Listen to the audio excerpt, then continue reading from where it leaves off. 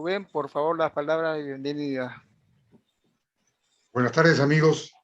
Un verdadero gusto estar otra vez reunidos. He pedido empezar un poquito antes de las 7, porque nosotros somos en eso muy estrictos de empezar a la hora en punto, porque hay varias cosas que quiero darles a conocer.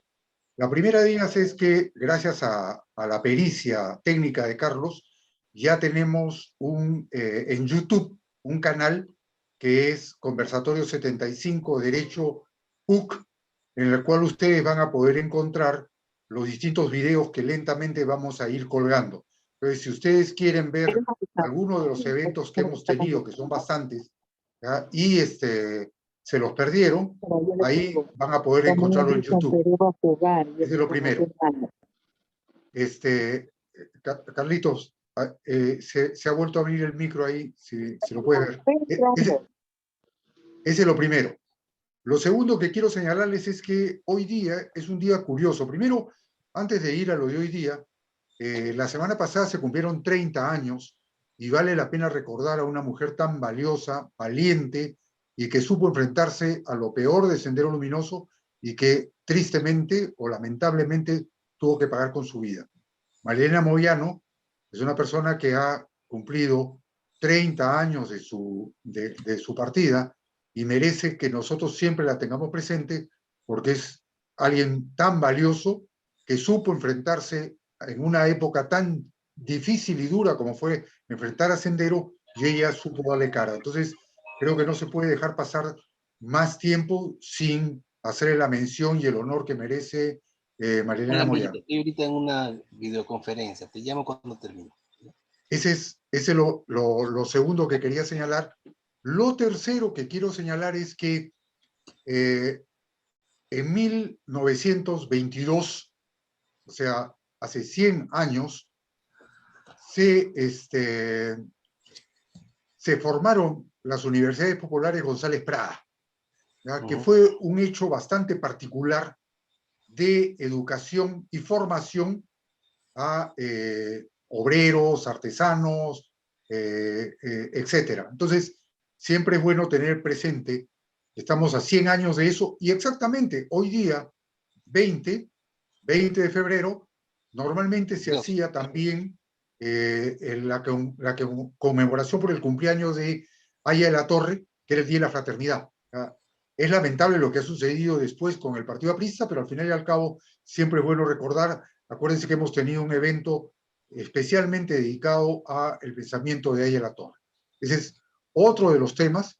Y un último tema que quería señalar es, también hace 100 años, 1922, salió publicado Trilce, uno de los poemarios importantes de César Vallejo, a quien hoy día le dedicamos un primer evento, porque después tenemos otro con él, que va a ser Los Heraldos Negros, ¿ya? Pero salió publicado en la imprenta de la Penitenciaría de Lima. Conversando hoy día en la mañana con nuestro expositor Jorge Kishimoto, él me comentó que sí, la imprenta de la Penitenciaría de Lima, ¿ya?, se había hecho como dentro de un proceso formativo, educativo a los presos, y se les enseñaba justamente lo que eran los trabajos de una imprenta. Pero que la imprenta de la penitenciaría, además de imprimir cosas del Estado, por razones de vinculación de uno de los directores de la penitenciaría, se dedicaron a cosas culturales. Y entre las cosas culturales que hicieron, publicaron novelas, publicaron poemarios, publicaron revistas de cultura, cosa que es bien interesante, porque normalmente eso suena bastante extraño hoy en nuestros días, tanto que haya una imprenta en la penitenciaría, como esa imprenta se dedique a publicar cosas de cultura. Entonces, esos eran los aspectos interesantes que quería poner a consideración de todos ustedes antes de presentar a un personaje que también es bien interesante y parece ese personaje sacado de novela. Es nuestro expositor Jorge Kishimoto. Jorge, que me dijo que estudió ingeniería, es un apasionado de César Vallejo, ha estudiado a César Vallejo, ha escrito sobre él y además no solo lo ha estudiado, sino que al mismo tiempo es un coleccionista de cosas de César Vallejo. Entonces es muy agradable tener a alguien que le ha dedicado gran parte de su vida a nuestro principal bate. O sea, quiero, Jorge, agradecerte encarecidamente que estés con nosotros. Te voy a ceder la palabra, pero antes, obviamente, tengo que presentar también a quien va a hacer los comentarios, que es nuestro querido auspiciador, hóspite, que es Carlos Reategui, quien va a tener los comentarios el día de hoy. Entonces, no los aburro más. Jorge, adelante, tienes el micro y puedes empezar cuando quieras tu intervención. Bueno, muchas gracias, Rubén. Encantado de estar con ustedes, con todos ustedes, y de poder compartir una tarde vallejiana, una tarde en la cual me dan la oportunidad de poder seguir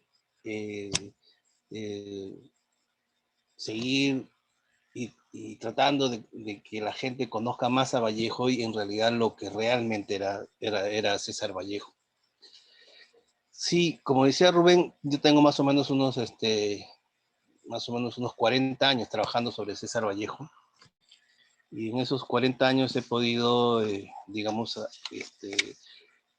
tener tengo un archivo muy importante sobre César Vallejo, que es considerado el archivo más importante de Vallejo en el mundo. He podido recolectar en este archivo todo lo que se ha publicado sobre Vallejo, o sea, de Vallejo y sobre Vallejo, ¿no? El cual este archivo ha sido usado en estos 35 años por muchos investigadores, casi todos los que han hecho sus estudios sobre Vallejo o sus ediciones sobre Vallejo han trabajado en mi biblioteca, pasando por Ricardo González Vigil, Ricardo Silva Santisteban, Julio Ortega, Américo Ferrari, Antonio Merino, etc. Una serie de estudiosos, compañeros y colegas vallejianos, que eso me llena de mucha satisfacción porque eso fue el propósito que yo me impuse cuando era muy joven para estudiar la obra de Vallejo, ¿no? Yo no, o sea, o sea, mi pasión es la literatura, pero yo no vivo de la literatura. Yo soy periodista, soy comunicador, tengo una empresa de comunicación estratégica que,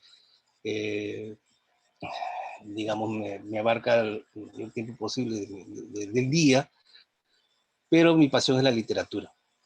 Y como siempre dije, les he comentado que yo no vivo de la literatura, sino vivo para la literatura, ¿no?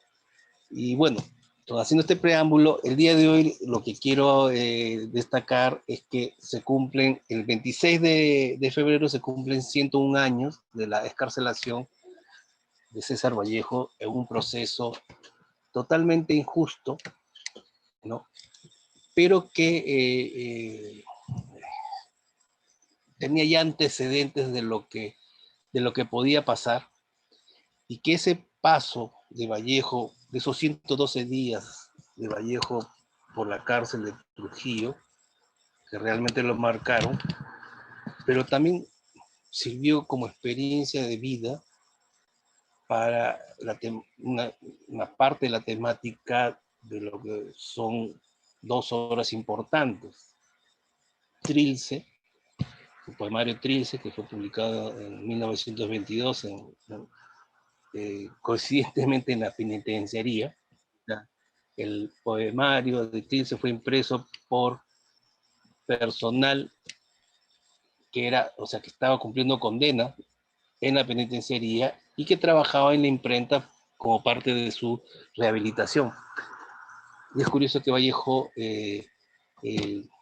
decidiera publicar Trilce justamente en la imprenta de la penitenciaría de Lima.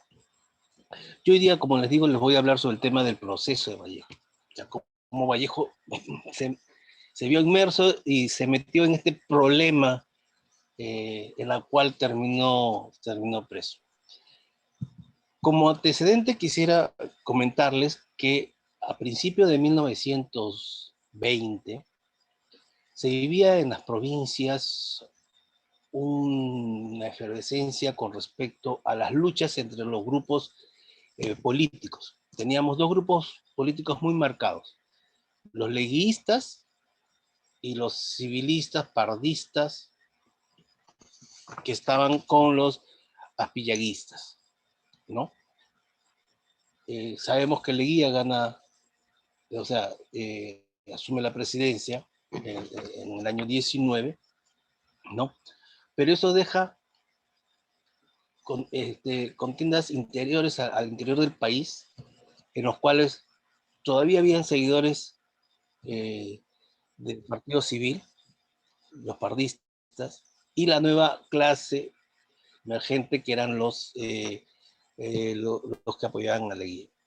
De esto no se escapó Santiago de Chuco.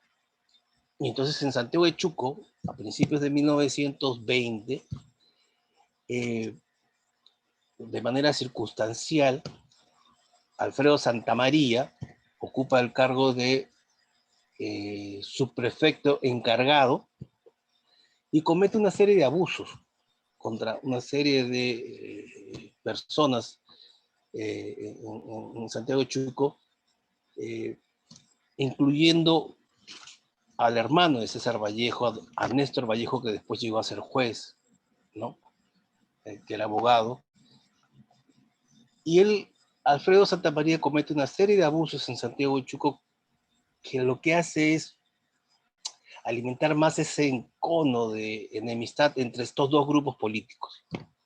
Entonces, tenemos por un lado a la familia Vallejo, a la familia Vázquez, a la familia Jiménez, a Jiménez que era el alcalde, y por el otro lado el grupo de la familia Santa María, ¿no? Que tenía pues con la familia Aro, con la familia Pinillos, el otro grupo. Era un enfrentamiento,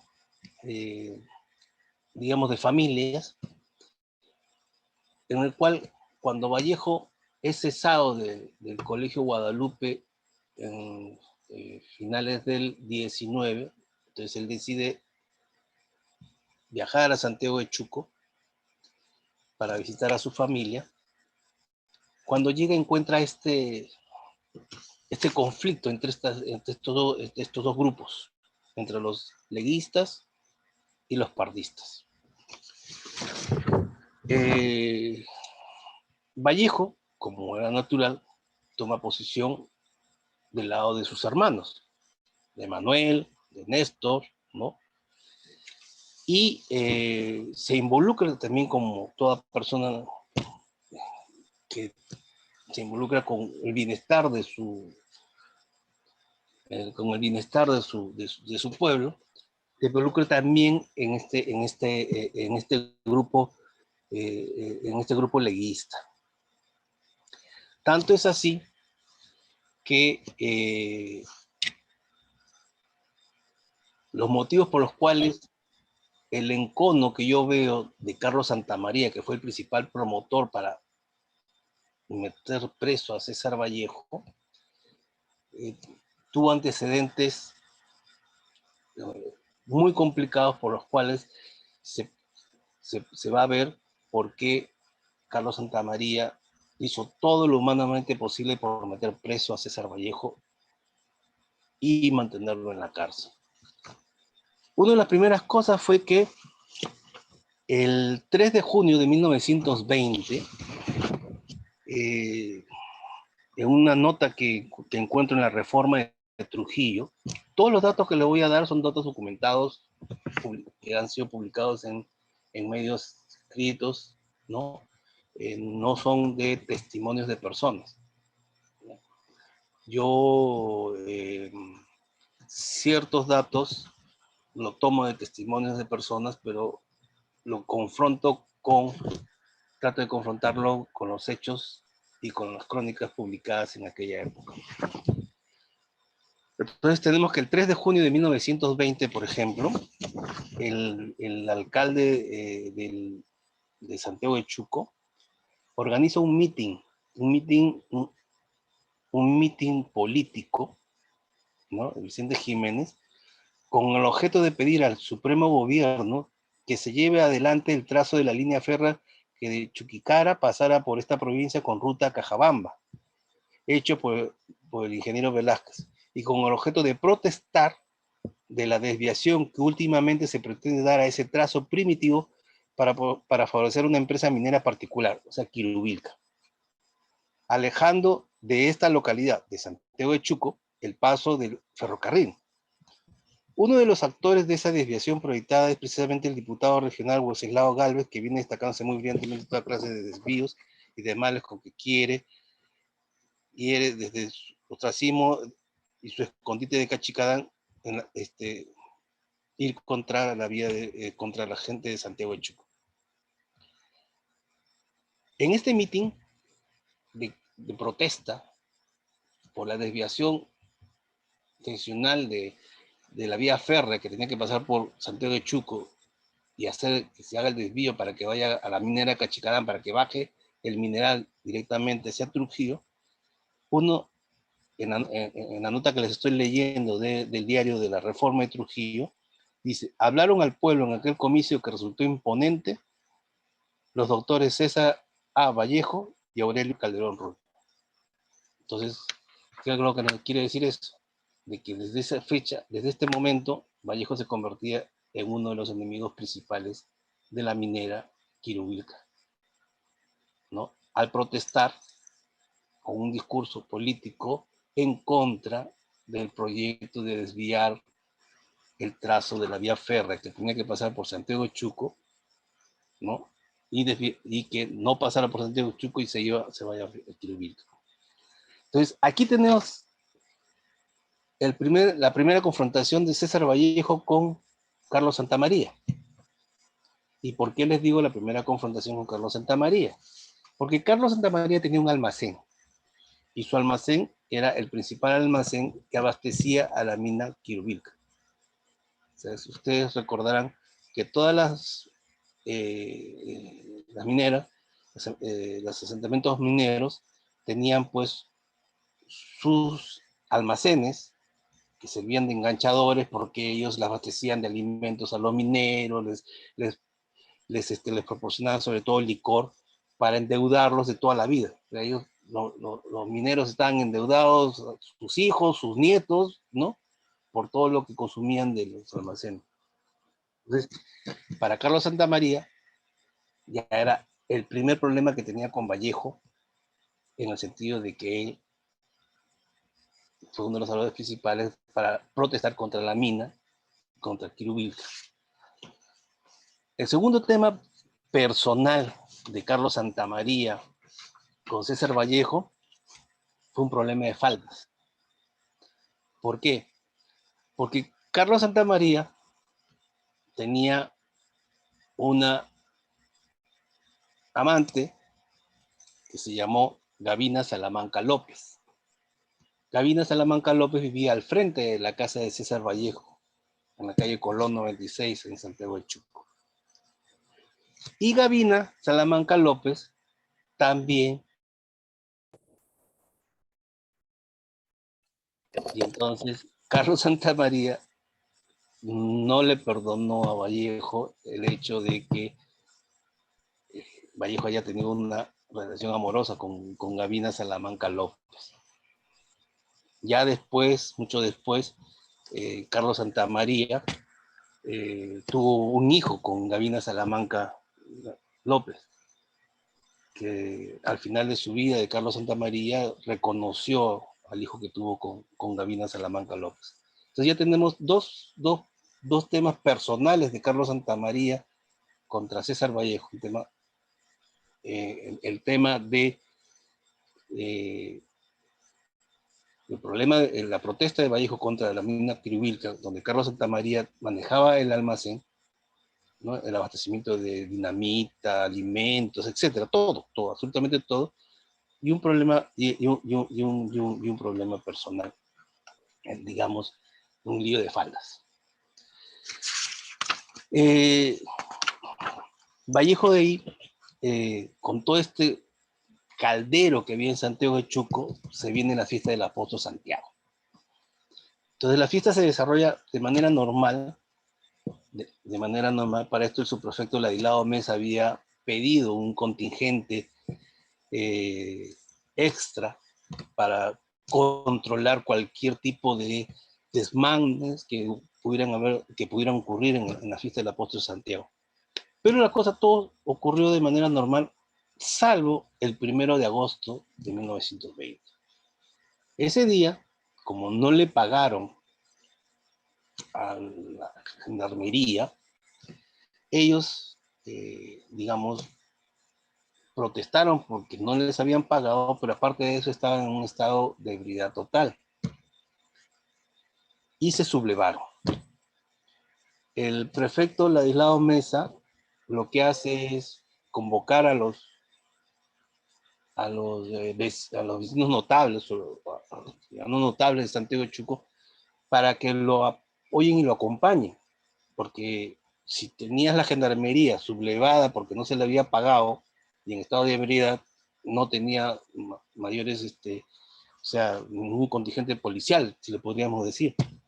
Entonces convoca a la gente notable para que lo acompañe. Y a esta gente notable los surte de armas para poder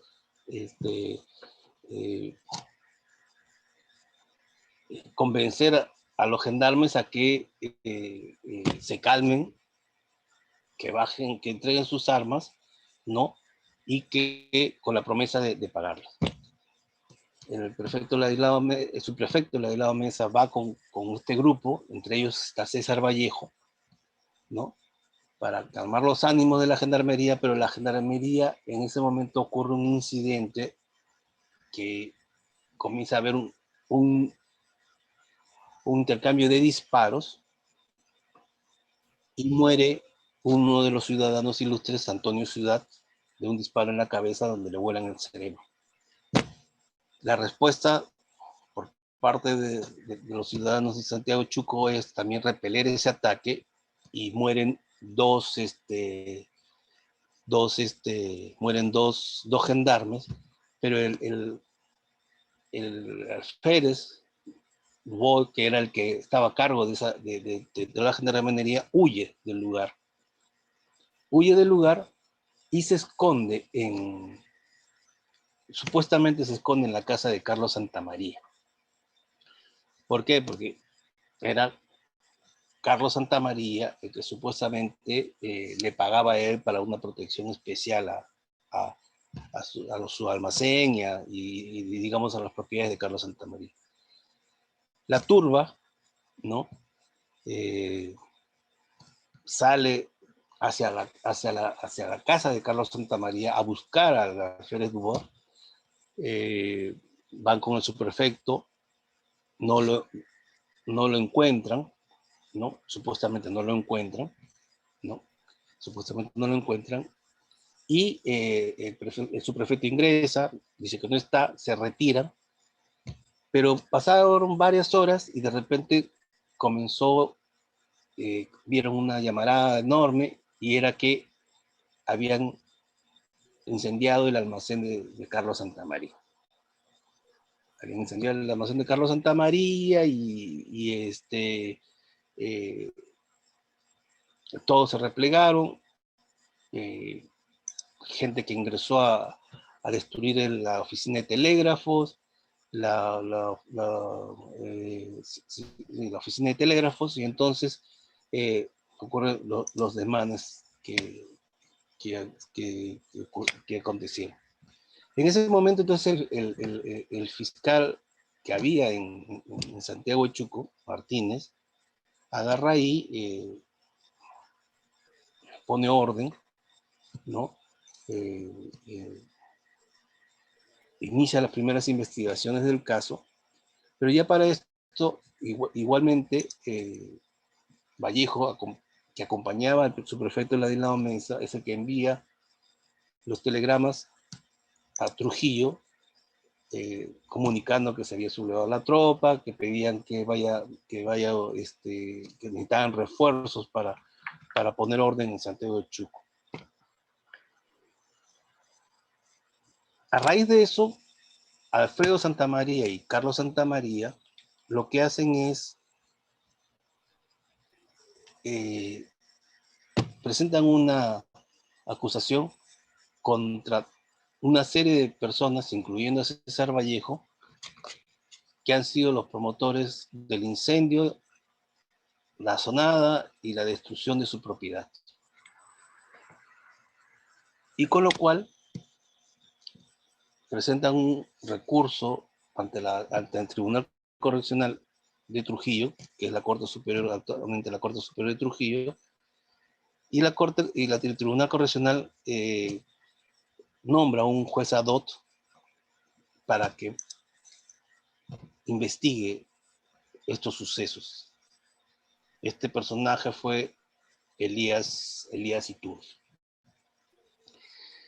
Este señor Elías Iturri, que había sido compañero de César Vallejo en la Universidad de Trujillo, en la Facultad de Jurisprudencia, va a Santiago de Chuco y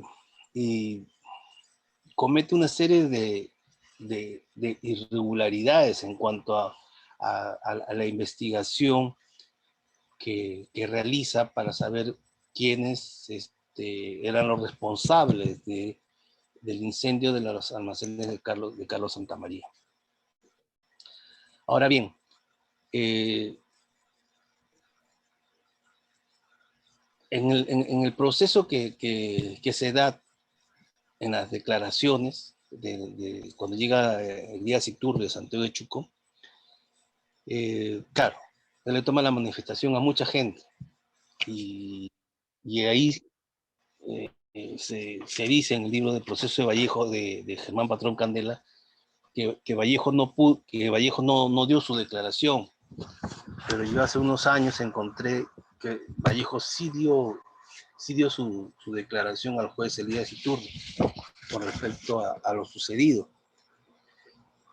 Esto es parte de un trabajo que estoy por publicar, ¿no? Pero Vallejo sí dio su manifestación, y en esta manifestación le pregunta si conoce a fulano, sultano, mengano, y Vallejo dice que sí, etcétera, ¿no?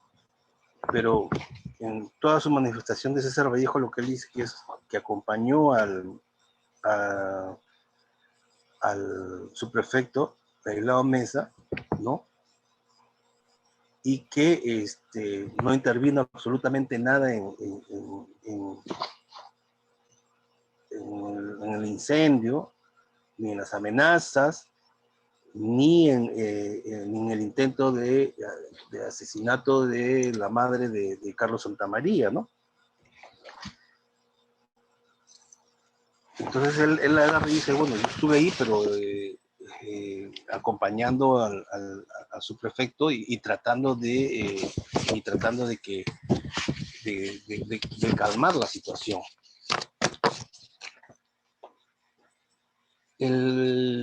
Este juez ad hoc Elías Iturri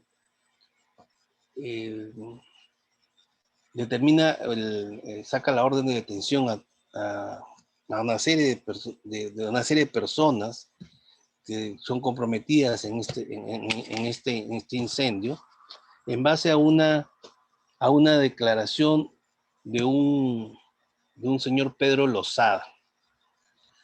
Yo también encontré la declaración de Pedro Lozada, y en la declaración de Pedro Lozada,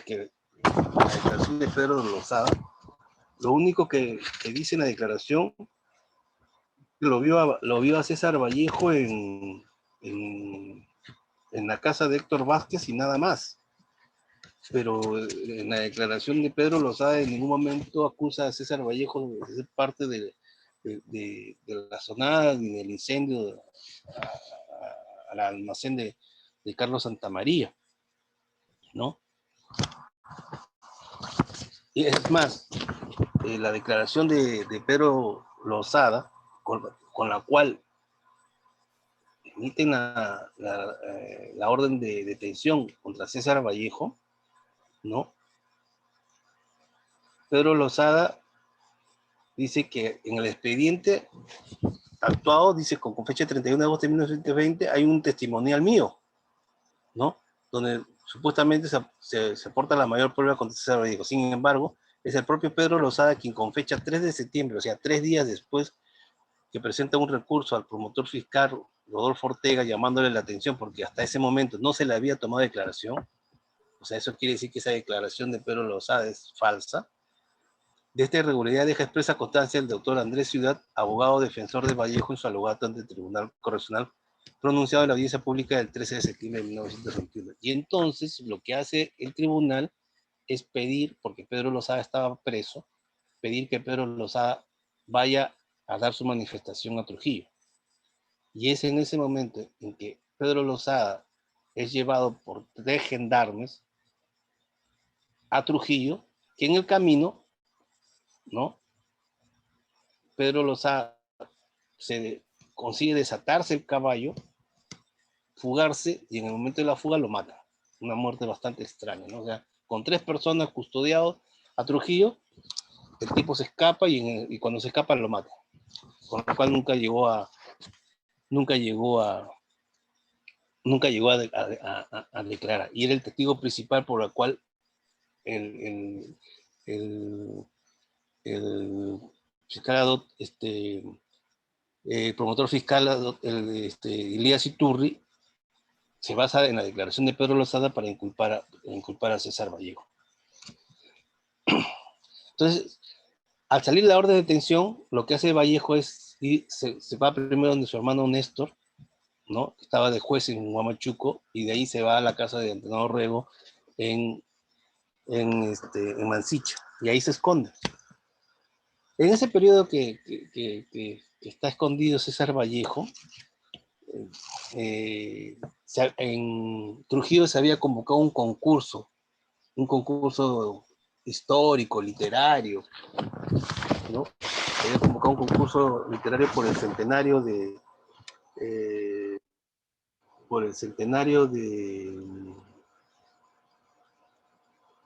la independencia, ¿no? Sí, por el centenario de la independencia se había convocado un concurso histórico y literario, y los amigos de Vallejo lo animan a que participe, ¿no? Pero que participe de manera encubierta, porque el Trujillo también, Vallejo tenía también cierta gente que no le tenía mucha simpatía.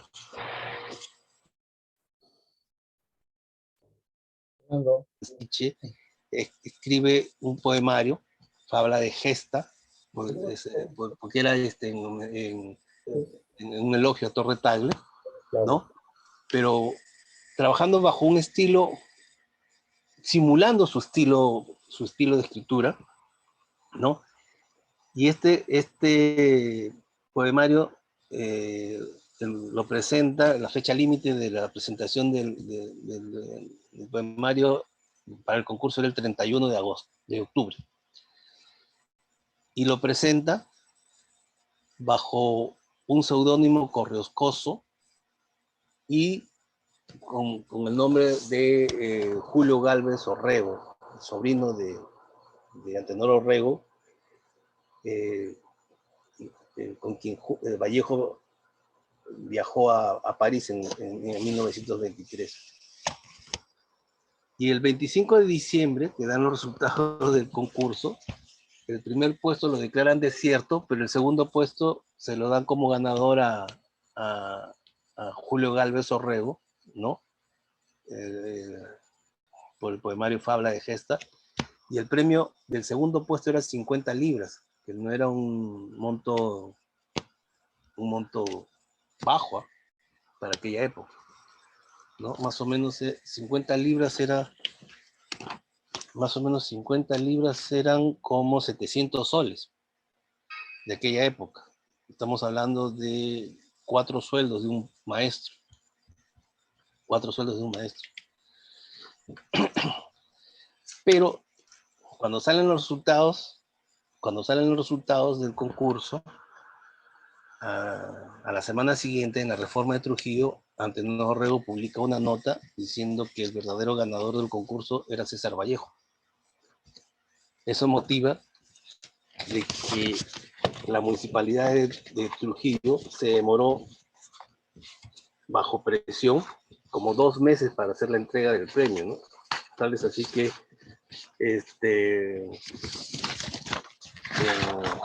en enero, el 22 de enero de 1921, en la reforma de Trujillo, sacaron una nota diciendo, pues, los concursos del centenario y la municipalidad, la falta de cumplimiento de un compromiso de honor, ¿no? Presionando para que paguen el premio, ¿no? Para que paguen el premio que había ganado César Vallejo. Bueno, Vallejo estuvo oculto, y en ese tiempo que estuvo oculto, en la prensa, salían artículos a favor y en contra de César Vallejo, con respecto a la zona de Santiago de Chuco.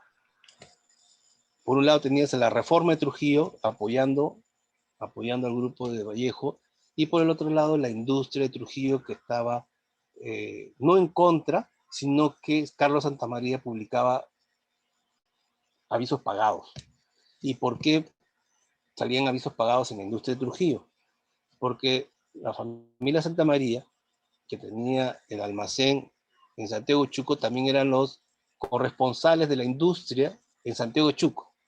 Y al decir corresponsales, no es que escribían textos para la industria, sino que eran los que se encargaban de la venta del diario La Industria en Trujillo, y también de conseguir publicidad para el periódico. O sea, agentes, mejor dicho, ¿no? Y entonces esa era la relación que tenía Santamaría con la industria, y por eso es que ellos, digamos, utilizaron todas sus loterías para desprestigiar a Vallejo a través de la industria, pero con avisos pagados, no con textos elaborados por la propia plana de redacción de la industria, porque quien estaba de jefe de redacción de la industria era José Eulogio Garrido, uno de los miembros de la Bohemia de Trujillo, después que se llamó Grupo Norte. Como sabemos, al final Vallejo es apresado el 6 de noviembre, ¿no? En la casa del estudio del doctor Ciudad, y es enmarrocado y llevado desde el estudio del doctor Ciudad, que está en la calle San Martín, hasta la cárcel. Son como 4 cuadras cruzando la plaza de armas, enmarrocado, encadenado hasta la plaza. Vallejo es apresado, injustamente apresado, porque no le llegó la notificación por el cual lo estaban pidiendo que se presente, ¿no? Y entonces ahí comienza todo un juego en el sistema judicial, en donde lo que imperaba era quién era el que mayor influencia tenía y el que mayor peso tenía. Y en este caso los Santamarías pues tenían todas las influencias y todo el dinero, y sobre todo apoyados por la minera, ¿no? Por eso que la actuación del tribunal fue bastante lamentable. Vallejo estuvo 112 días preso, y si no fuera por la presión nacional, Vallejo no sale en libertad. Hubo una cruzada en la cual intelectuales y periodistas de Chiclayo, Trujillo, de Lima, de Arequipa, de Cusco, ¿no? Con sendos comunicados, etcétera, publicaciones de adhesiones a favor de César Vallejo. Tanto es así que, por ejemplo, Percy Gibson en Arequipa, con un grupo de intelectuales arequipeños, se acercó al presidente de la Corte, lo que viene a ser ahora la Corte Superior de Arequipa, y le dijo: oye, está preso un poeta, ¿no? Está preso un poeta de algo que él no ha cometido. Y es el presidente de la Corte de Arequipa quien le envía un telegrama al ministro de Justicia acá en Lima, y el ministro de Justicia acá en Lima le envía un telegrama al presidente de la Corte Superior de la Libertad, diciéndole, a vuelta de correo, dígame usted cuál es la situación del poeta César Vallejo, ¿no? ¿Por qué está preso? Pero igual, a pesar de que Vallejo presentó como 5 o 6 recursos muy bien sustentados, ¿no? Por las cuales no había ninguna forma de estar preso, igual seguía. Y entonces ahí sale el apoyo, por ejemplo, uno de las personas que salió en defensa de César Vallejo a través de la Federación de Estudiantes del Perú fue Víctor Raúl Ayala de la Torre, ¿no? Y él publica una carta de adhesión a Vallejo en la prensa, ¿no? Y una serie de intelectuales también hacen lo mismo. Los estudiantes de la Universidad de Trujillo presentan un memorial al Tribunal Correccional de Trujillo para que de manera inmediata pongan en libertad a César Vallejo. Los periodistas de Trujillo también presentan un memorial al tribunal, ¿no? Pidiendo la inmediata libertad de César Vallejo. Y es justamente bajo esa presión mediática es que el 26 de febrero, exactamente a las 6 de la tarde, es que Vallejo sale en libertad, ya que el tribunal emite una resolución en que deciden darle la libertad a Vallejo para que siga el proceso en libertad, ¿no? Para que siga el proceso en libertad. Vallejo sale el 26 de febrero de 1921, ¿no? Y se queda en Trujillo unos meses, y justamente esos 2 meses que se queda son, digamos, fechas importantes porque el 16 de marzo es el cumpleaños de César Vallejo. Pero durante mucho tiempo, digamos, se hablaba de que Vallejo había nacido en junio, porque su pasaporte y toda su documentación había puesto que había nacido el 4 de junio de 1893. Y cuando encontraron la partida de bautizo de Vallejo, que estaba fechada con 15 de mayo de 1892, y decía un niño de 2 meses de nacido, entonces Monjó fijó la fecha de nacimiento de Vallejo el 15 de marzo, porque en el antiguo calendario religioso el 15 de marzo aparecía como la fecha de San Abraham, pero en el calendario Bristol de 1892 San Abraham se celebra el 16 de marzo. Y es justamente el 16 de marzo de 1921 que sale un suelto en la Reforma de Trujillo donde dice: hoy día es el cumpleaños de César Vallejo, ¿no? Si sus amigos le vamos a ofrecer un almuerzo en el bar americano. Con eso queda sellado de que la fecha de nacimiento de Vallejo no se tiene partida de nacimiento, se tiene la partida de bautizo, que es del 15 de mayo y dice 2 meses nacido. Pero esa publicación del 16 de marzo de 1921, en donde van a celebrar el cumpleaños de César Vallejo, define exactamente el nacimiento de César Vallejo. A la libertad, cuando Vallejo sale en libertad, Carlos Santamaría presenta una serie de recursos diciendo que Vallejo es un criminal, que Vallejo es tal por cual, etcétera, etcétera, ¿no? Cosas que, digamos, hicieron que se procediera el juicio. Tanto es así, tanta era la influencia que tenía Carlos Santamaría en el tribunal, que a pesar de que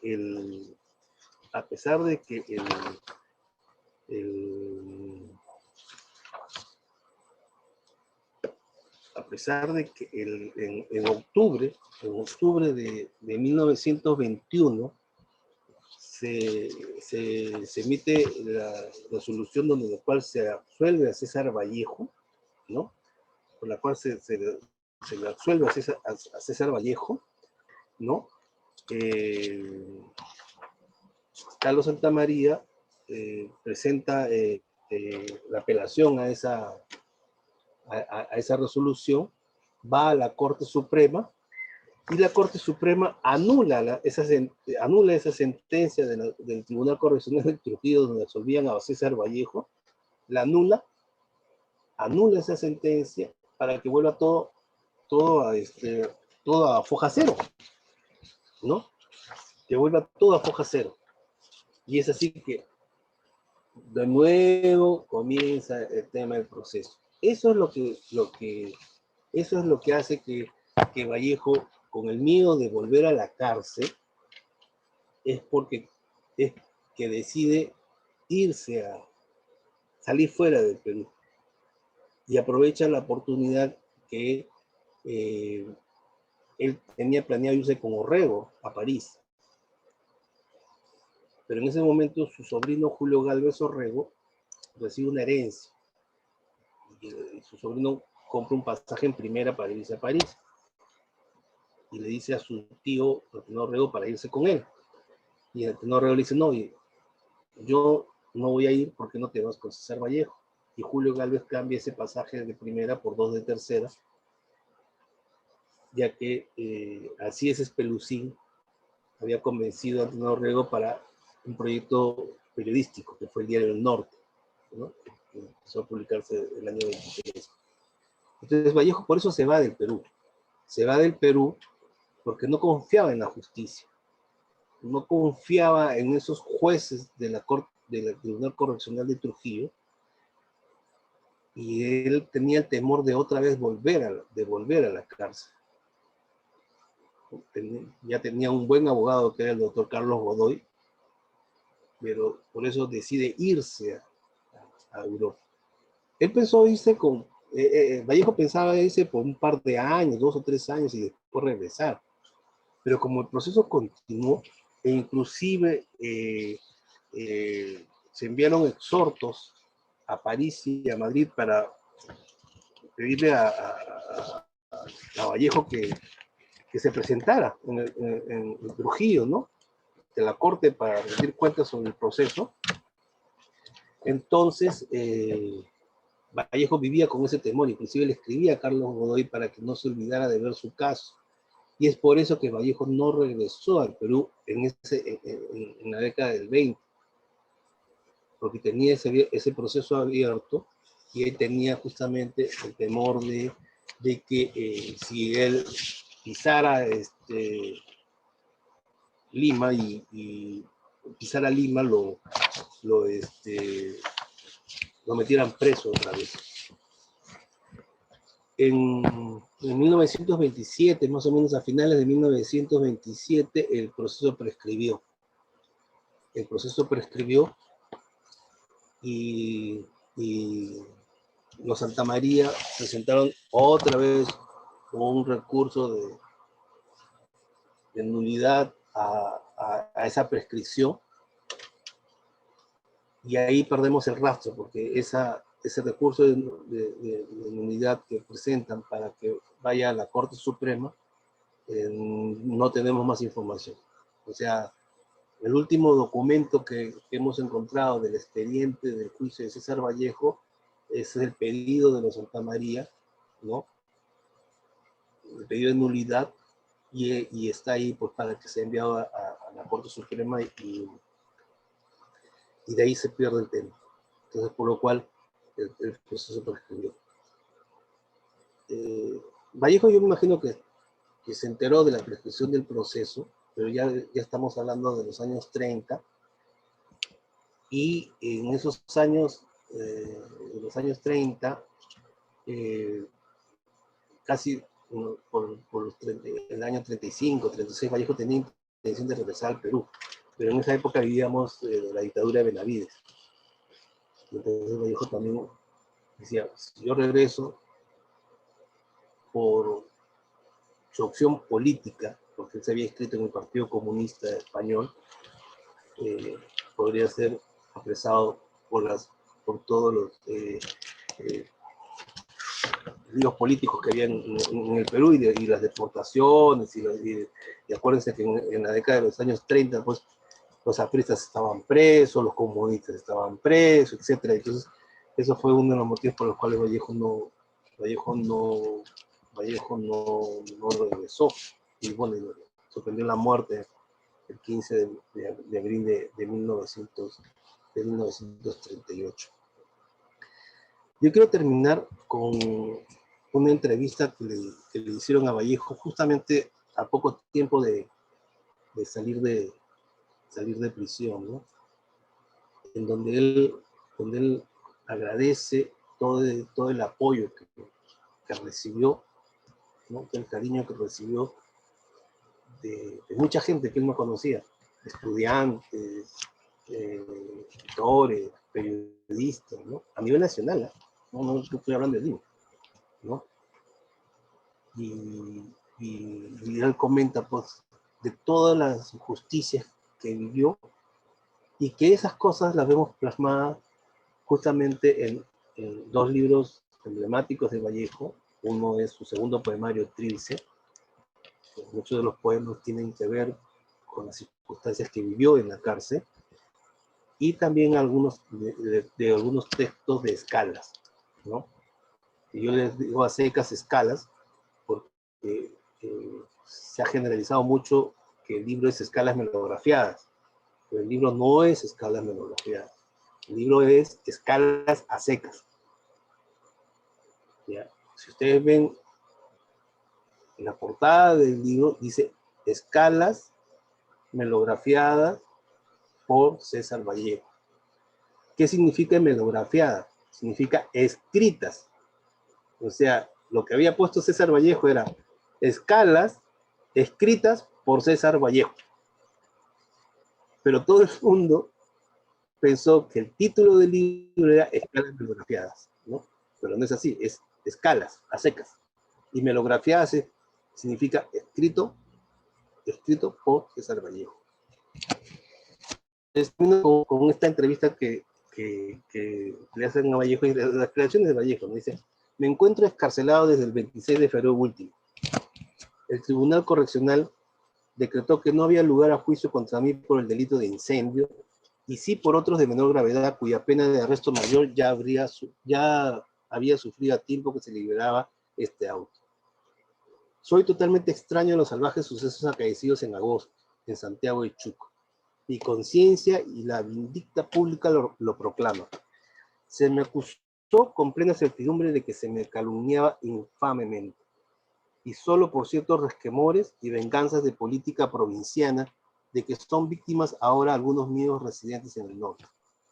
La Corte de Trujillo comisionó para levantar el sumario respectivo a un juez ad hoc, llamado Elías Iturri, quien suplantó escandalosamente la instrucción, cometiendo todo género de regicidios para cumplir con venal compromiso contraído anteriormente, comprometiendo en el juicio a los vecinos más notables del lugar y muy en especial a mí.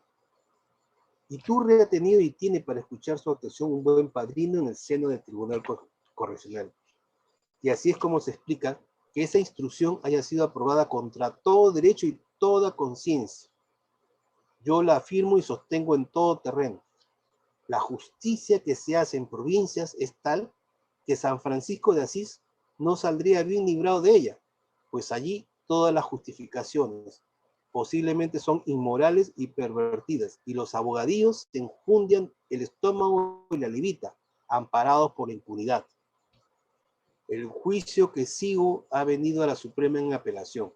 Espero que este alto cuerpo de justicia anulará toda esa instrucción ilegal, declarándome completamente ajeno a todos esos salvajismos perpetrados en Santiago de Chuco, graves o leves. Como ya les conté, la Corte Suprema lo que hizo fue anular la sentencia de la Corte, con lo cual otra vez volvió a foja cero todo el proceso. O sea, inclusive la justicia que pedía ante la Corte Suprema también le fue adversa, ¿no? va a salir un libro sobre el proceso de Vallejo, en el cual se va a presentar, digamos, todas las aberraciones que hubo en todo el proceso. Dice, y termina Vallejo así: el Tribunal de Trujillo, al suponerme partícipe de estos últimos, pretende justificarme ante el público por haberme mantenido tanto tiempo arbitrariamente encarcelado, y al mismo tiempo corroborar lo cometido por su juez, una escaramuza muy jurídica y muy criolla.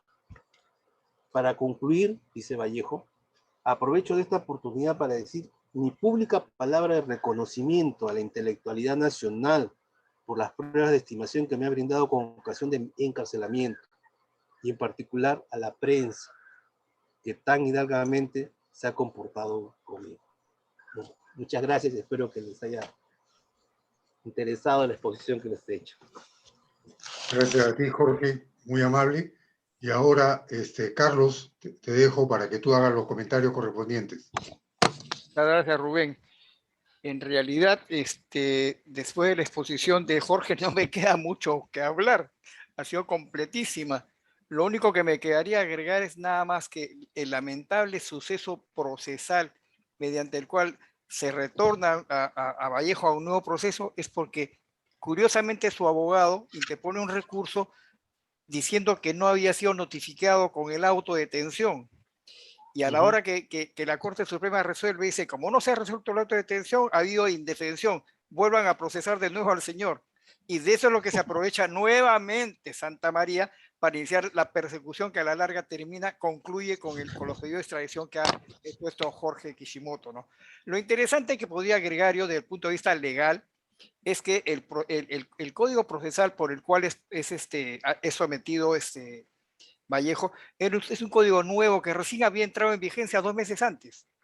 Y aparentemente se podría decir, los magistrados no lo conocían o no lo aplicaron correctamente, porque con este nuevo código nace pues el famoso procedimiento acusatorio por primera vez en el Perú, porque antes era todo por escrito, ¿no? Es lo único que podría decir y agregar, porque en realidad la exposición de Jorge ha sido muy, muy, muy minuciosa. Muchas gracias a todos por esto.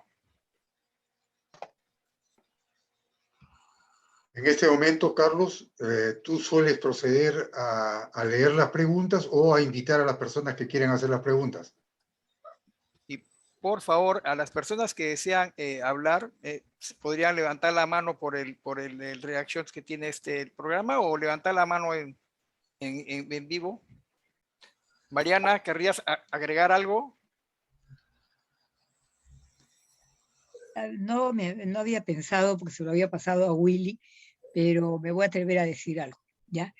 El hermano mayor de mi papá, Federico Moul Tábara, era diplomático peruano en París, y por encargo de Raúl Porras Barrenechea, que estaba en Sevilla, es la persona que ayuda de alguna manera a César Vallejo a imprimir sus libros, y además el tío Toto, como le decían, tenía una relación de amistad con Aurelio Miro Quesada, y en todo este periodo que tan brillantemente ha expuesto José Kishimoto, César Vallejo está colaborando con el comercio. O sea, si bien los Miro Quesada, como ustedes saben perfectamente bien, eran rabiosamente antiapristas, eran muy primero pro-francesarristas, y después, por supuesto, estaban con Óscar Benavides, le están publicando a Vallejo y pagando, son colaboraciones pagadas, ¿ya? Vallejo, como saben, vive muy, muy austeramente, y para él era importante lo que le pudiera pagar el comercio, ¿no? Por sus colaboraciones, no eran gratis. ¿Ya? Entonces, es don Aurelio Miro Quesada, que yo creo que vale la pena destacar en este momento. Y es así que la muerte, ya se lo contaba a Willy, ya, la muerte de César Vallejo es reseñada por Federico Moul Tábara en El Comercio, me parece que es el 3 de mayo, ¿no? Piense que todo era muchísimo más lento, ¿no? el 15 de abril, muere el 15 de abril de 1938. Y curiosamente, perdón. Y curiosamente ese era el día del cumpleaños de mi abuela, que había enviudado poco antes y había ido a París, en fin, para distraerse un poco, y su hijito adorado, que era su hijo mayor, se va a acompañar a Vallejo en su muerte, ¿no? Porque no es el sepelio, es la muerte. Y en la única fotografía que hay del entierro de Vallejo en el cementerio en París, aparece el tío Federico ahí en un rincón, en un sitio, ¿no? Y yo también quisiera decir que por esas extrañas coincidencias de la vida que Willy conoce muy bien, Willy Koch me refiero, y aquí Jorge tiene que conocer la obra de Enrique Bayón Aguirre, ¿ya? Que es la persona que, bueno, en ese momento Jorge Kishimoto debe haber sido un niño, ¿ya? Kishimoto, perdón, está cerca de Georgette. No sé cuál es exactamente. perdón, Enrique Bayón Aguirre vive, ¿ya? Tiene 82, 83 años, y es la persona que está cerca, es la persona que busca a Georgette para publicar los artículos, la obra de Vallejo Colacho Hermanos, que estaba en la Biblioteca Nacional. ¿Y por qué estaba en la Biblioteca Nacional? Porque el tío Federico, porque había venido Perdón. No, que Federico Multábara fue el que entrega los textos mecanografiados de las obras de Vallejo a la Biblioteca Nacional. Esa es la No, donación que hace. Federico Multábara ya había muerto. El que las entrega es su viuda. Su viuda, perdón. Sí, porque el padre Gerardo Alarco, que había estado en París en esa época, es la persona que hace la vinculación con Georgette. ¿Ya? Y yo aquí quisiera destacar que yo sé que Georgette vivía resentida con el Perú por la manera en que habían tratado. Y siempre se dice que el Perú no se ocupó de César Vallejo. Claro, por supuesto, ningún opositor político recibe puente de plata, pero sí hubo una preocupación de la gente que rodeaba a Vallejo, que reconocía su valía de ocuparse de él. Está Aurelio Miro Quesada, está Raúl Porras Barrenechea, está el mismo Federico Multábara, que era un poco menor que ellos, pero de todas maneras ahí están apoyándolo, ¿no? Y por esos avatares de la vida, es Franklin, mi esposo, el que va a ayudar a Georgette en ese momento, haciendo la vinculación con la Universidad Católica para que publiquen Colacho Hermanos, ¿no? Gracias a, como digo, a Enrique Bayón Aguirre, que busca a Franklin, que ya sabía que tenía sus intereses en temas editoriales. Entonces, ese pequeño detalle quería decirlo, y esa es ocasión porque la Católica le paga derechos de autor a Georgette, y ese es el momento en que yo la conozco, porque Fernando de Cislo, de alguna manera, era su representante legal, el que la ayudaba, es a Fernando de Cislo a quien Georgette le regala un mechón de pelos de Vallejo. No sé qué habrá sido del mechón de pelo de Vallejo después del fallecimiento de Fernando de Cislo, ¿no? Y de Blanca Varela. ¿Ya? Pero esta era una pequeña anécdota, y ahí fue donde conocí a Georgette, en la casa de Fernando de Cislo. ¿Ya? Que sí, que era una persona conflictiva, que era una persona... Yo pude un poco entenderla, porque ella era mucho menor que Vallejo. Yo dudo muchísimo, Jorge, que César Vallejo hubiera venido al Perú por su relación con Georgette. Yo no sé qué hubiera hecho Georgette en el Perú antes del fallecimiento. Quien la trae en los años, me parece que el año 52, 53, es Porras, Raúl Porras. Porras, ¿no? Porras es quien la trae. Porras le trae y le da una pequeña pensión, ¿no? Carlos. Y Rubén, gracias. Por favor, Jorge, ¿algún comentario? Sí, mira, Mariana, me encanta lo que has comentado porque Federico Multábara, como tú bien dices, fue una persona cercana. Tanto es así que yo hace unos años conseguí el libro de condolencias, o sea, sabes que cuando hay antiguamente ahora ya no se acostumbra, pero antiguamente cuando había, alguien fallecía, en el velatorio se colocaba un libro de condolencias que todo el mundo firmaba, ¿no? Y yo tengo el libro de copia del libro de condolencias del velatorio de César Vallejo, y ahí está la firma de Federico Multábara, en ese libro ese libro de condolencias, ¿no? Porque estuvo ahí presente, y como tú dices, está también en la foto del entierro de Vallejo en el cementerio de Montrouge, porque primero fue enterrado ahí, después fue trasladado por Georgette a Montparnasse. Ahora, hay dos cosas interesantes que has comentado que sí me gustaría poner aquí. Es la figura de Enrique Bayón. Enrique Bayón, ciertos aspectos a veces ha sido cuestionado, a veces, digamos, esa relación que tuvo con Vallejo, con Georgette, digamos, en el cual el compromiso de publicar la obra de Vallejo. Pero yo creo que Enrique Bayón ya cumplió con eso. Yo no sé si sabes, habrán sido hace 2 o 3 años más o menos, Enrique Bayón ha publicado los manuscritos de Vallejo, los manuscritos, ¿eh? Ha hecho una edición diplomática, se llama edición diplomática, que está en internet, ¿no? O sea, no lo ha publicado de manera impresa, pero está publicado en internet. Yo lo he bajado, lo he impreso, son como 4 tomos, es una edición filológica de los manuscritos de Vallejo. Entonces, Enrique Bayón se ha tomado la molestia, ¿no?, de transcribir las correcciones que hace Vallejo, inclusive las tachaduras, ¿no? Y entonces él agarra y pone la palabra tal y encima le pone la raya tachada por Vallejo. Pero ha hecho todo un trabajo de hormiga de poder saber cuáles eran los versos que Vallejo había escrito y que había borrado, ¿no? En el proceso de su creación poética, ¿no? Que eso es, digamos, es muy interesante cuando tú estudias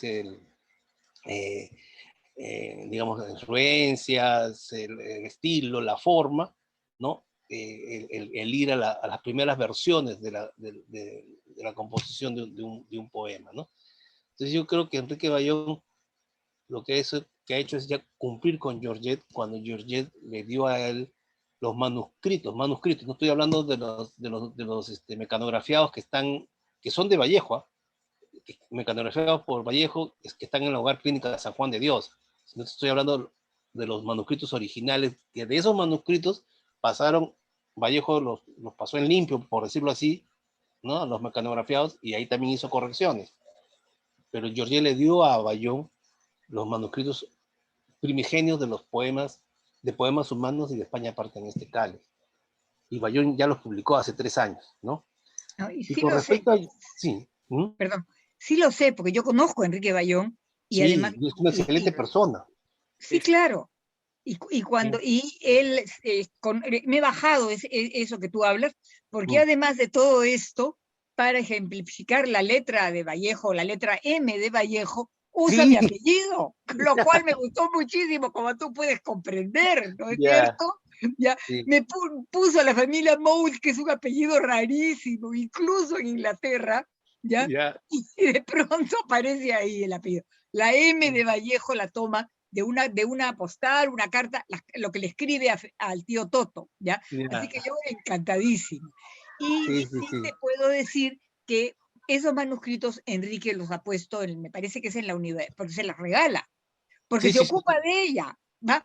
Va, la visita, le lleva algo para su gatito, se ocupa de ella. Vivía en el edificio Marzano, me parece. ¿Ya? Sí, claro, después se fue a la avenida Arequipa, ¿no?, en los últimos años, ¿no?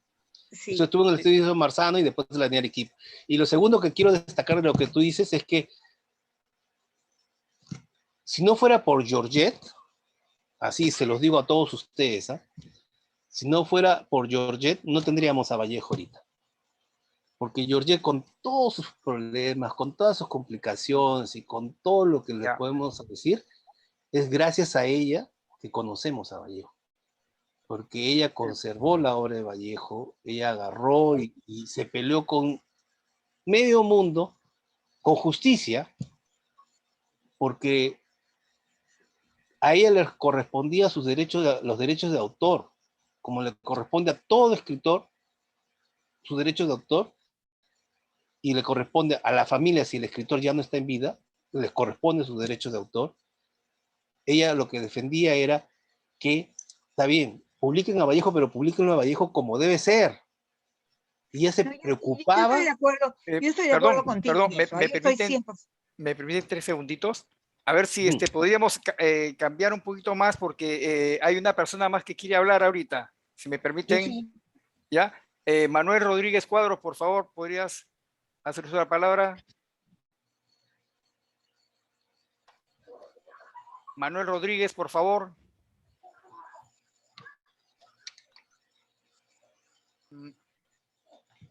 Manuel Rodríguez. Bueno, no está. A ver, ¿me escuchan? Sí, ahora sí. Adelante, embajador. Quiero felicitarlos por la exposición, sobre todo a Jorge, que ha sido muy precisa y que denota pues una investigación muy acuciosa sobre esta relación de César Vallejo con el Estado peruano a partir del proceso judicial. Es evidente que este contencioso judicial influye en Vallejo en relación a su visión del Estado peruano, de su estructura injusta, discriminatoria, que es uno de los elementos que lleva a Vallejo a tener una relación crítica y contradictoria con el Estado. Y esto no solamente se da en el ámbito penal del juicio, sino se da en el ámbito administrativo.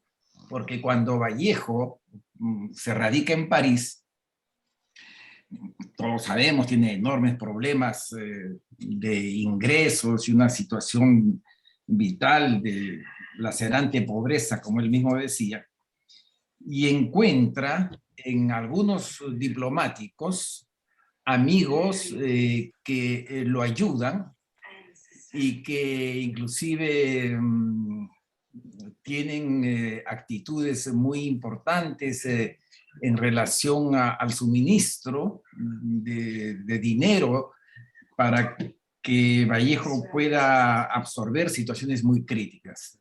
Entre ellos está evidentemente Raúl Porras Barrenechea, Mariano H. Cornejo, Augusto Leguía, pero esencialmente Pablo Abril de Vivero. Sí. Y es allí donde yo quiero dar unos datos interesantes en torno a la exposición. El 4 de agosto de 1924, Vallejo le manda una carta a Pablo Abril de Vivero pidiéndole que se gestione una beca del gobierno español, que la tenía un estudiante Castillo, una beca de 200 pesetas para que Vallejo pudiese acceder a ella. Y a partir de esta petición se inicia todo un proceso muy complejo de la relación con el Estado peruano y la administración, específicamente con la administración de la Cancillería, que tarda cerca de un año porque recién se le concede la beca por julio de 1925. Pero en noviembre del 24, Vallejo hace otra segunda solicitud que es pertinente para la exposición. Solicita un pasaje para regresar a Lima. Así es. Y le dice a Pablo que él, dada la situación en que se encuentra, está decidido a regresar a Lima. En otras cartas hay un matiz con esta posición, con esta petición, porque Vallejo le dice que si es posible que le den el pasaje en efectivo, ya que eso le podría permitir sufragar sus gastos para ir a Madrid y gozar de la beca.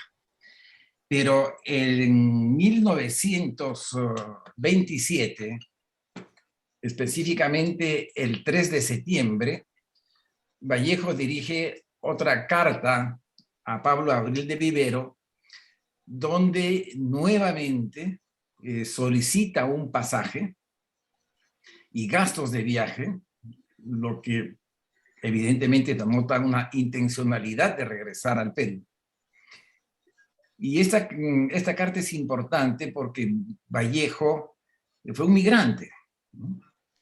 Y ahora, a partir de los años 80, la problemática de los migrantes del Perú en el mundo ha adquirido una dimensión cuantitativa y cualitativa distinta a la de esa época, pero que de alguna manera recoge las dificultades, los sufrimientos inclusive, que implicaba la relación de Vallejo con una administración del Estado prejuiciosa y sin capacidad de reacción para atender la situación de un peruano migrante, que además en este caso no era cualquier peruano, porque era César Vallejo, que evidentemente a nivel de la Cancillería peruana se sabía exactamente cuál era su importancia en la literatura y en la poesía peruana.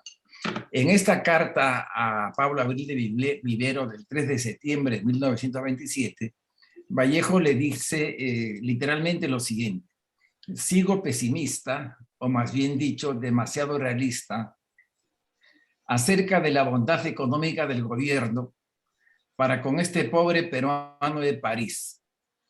Solo los cholos Peñalosas, es decir, los peruanos de apellidos no cholos, esta es acotación mía, repito, solo los cholos Peñalosas gastan los dineros fiscales en comisiones parlamentarias a París. Los demás no tenemos derecho a nada.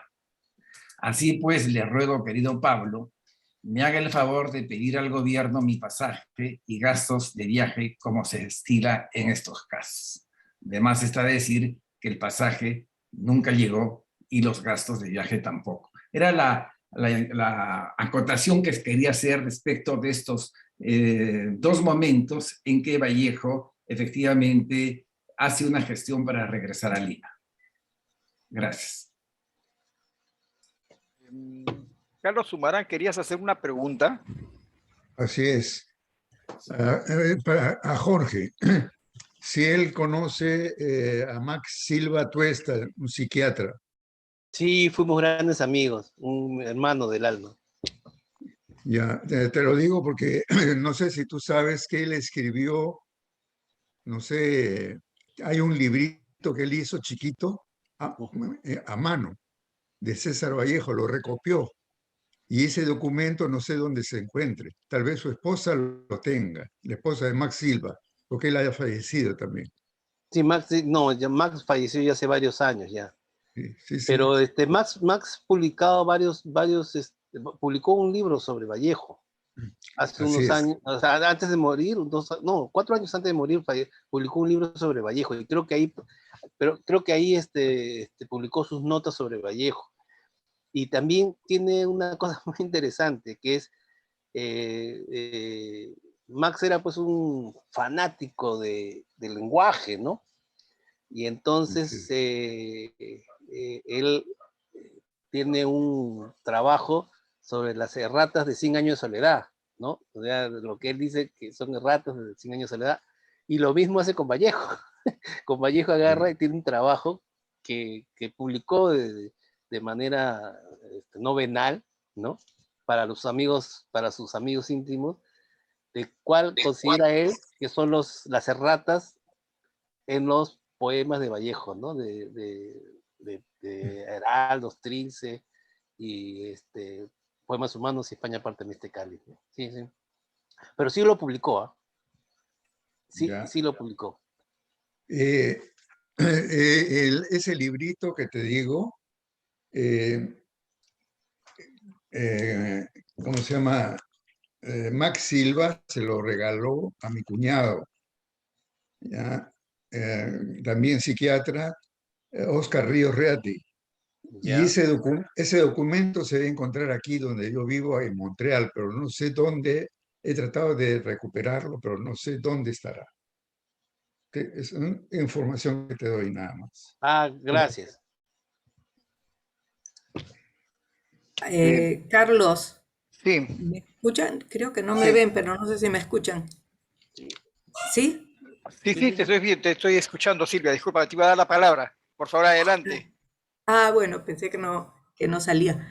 Eh, bueno, yo me presento, no he estado nunca activa, digamos, en el grupo, pero los he venido siguiendo hace mucho tiempo, muy interesante.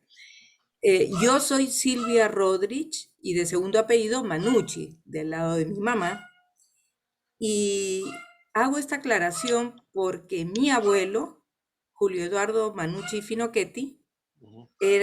estuvo en el magisterio en Trujillo, estuvo de director de una escuela pequeñita que quedaba en la Plaza de Armas o cerca de la Plaza de Armas, o estuvo en un momento ahí, el Centro Viejo.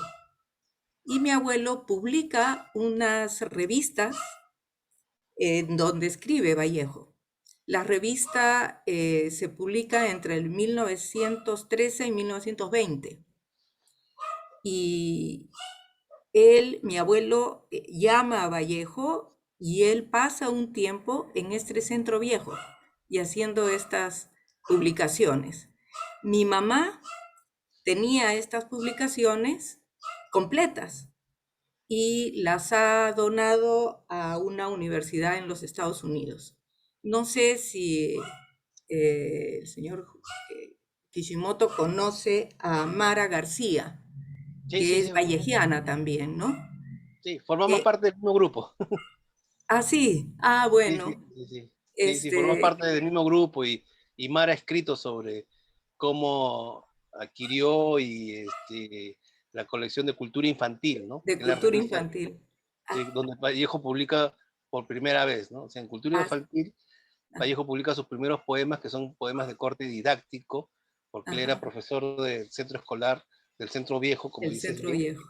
Y entonces Vallejo lo que hacía era profesor, como había estudiado ciencias en San Marcos unos meses, Uh-huh. ¿no? Y entonces él enseñaba el curso de ciencias en el Centro Viejo. Y para complementar su enseñanza, él publicaba poemas que tenían que ver, por ejemplo, con el primer poema que publica es Fosforescencia, que es la clorofila, ¿no? O sea, Ajá, publica poemas así es. ligados a fenómenos científicos para poder explicarle a los niños cómo ocurrían esos fenómenos, ¿no? Esos son los primeros poemas de Vallejo que salen en cultura infantil, ¿no? Así es. Y le dedica uno a mi abuelo, que es El barco perdido. El barco ¿No? perdido, efectivamente, sí. Así es. Sí, sí. Bueno, eso, qué gusto que hemos, ya le comentaré a mi mamá que está siempre muy emocionada al Sí, ver sí. esta relación de su papá, mi abuelo, con Vallejo. Bueno, Eh, gracias. Jorge, una pregunta. ¿Qué tan cierta es la fuente esa que corre por internet que dice que en realidad el alférez Dubois fue contratado por Santa María para matar al subprefecto? Sí, mira, no, no está, o sea, no está probado, ¿ya? No está probado porque, digamos, no hay un papel, no hay un documento, ¿no? De que sea cierto. Pero en realidad el subprefecto, o sea, a ver, antes que venga el subprefecto Ladislao Mesa, el que había ocupado el puesto de subprefecto era su hermano, Alfredo Santamaría, ¿ya? Y él cometió una serie de abusos en Santiago de Chuco, ¿ya?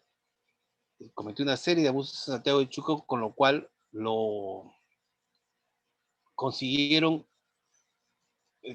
consiguieron que venga el subprefecto Ladislao Mesa es más, Alfredo Santamaría lo que hace es esconderse, fugarse, porque era tal el odio que tenían contra él que él fuga, ¿no? Y, y justamente la familia Santa María tenía un encono contra el prefecto, el subprefecto Ladislao Mesa, y claro, como les he repetido, había un conflicto entre grupos políticos, ¿no? Y Ladislao Mesa era subprefecto nombrado por el gobierno de Leguía. Porque acuérdense que los prefectos y subprefectos eran nombrados por el gobierno central. Y entonces para los Santa María pues era un tema bastante complicado la presencia de Ladislao Mesa, ¿no? Ellos querían que sea un subprefecto más moldeado a sus negocios de los Santa María. Es muy probable, en esa época ocurrían esas cosas. Sí. Yo tuve la suerte de conocer a Y un ahora también hacendado. ocurre. Yo tuve la suerte de conocer un hacendado de San Pedro de Lloc, si no me equivoco, que él me decía que si los empleados se portaban mal, los flagelaban. Imagínate, curioso, ¿no? Ahora, las cosas en realidad, si uno o sea, analiza el contexto del entorno de la vida de Vallejo, ¿no? O sea, el contexto histórico que vivió, no hay mucha diferencia a lo que estamos viendo ahora. No es que sean cíclicas las cosas, pero de verdad, o sea,